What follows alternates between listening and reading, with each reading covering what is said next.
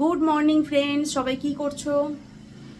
এত বাজে ওয়েদার, দুদিন তো ভালো গরম পড়ে গিয়েছিল, আবার দুদিন বৃষ্টি, বেশ একটু ঠান্ডা ঠান্ডা ওয়েদার ছিল, আবার আজকে এত কুয়াশা। সকালবেলা উঠেছি অনেক সকালে, 6:30 পৌনে 7টা নাগাদ, তো ছাদে জামা কাপড় নিতে গিয়ে দেখছি যে ভালো কুয়াশা এসছে।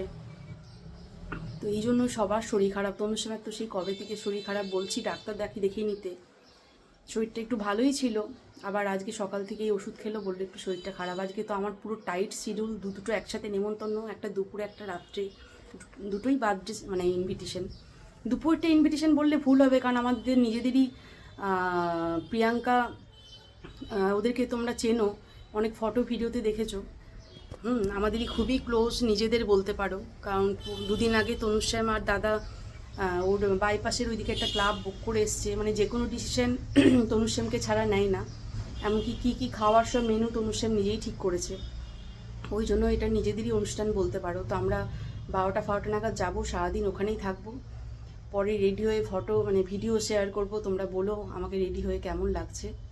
ঠিক আছে, চলো তাড়াতাড়ি করে রেডি হয়ে সব কাজ সেরে স্নানে যাবো, তাড়াতাড়ি বেরোতে হবে।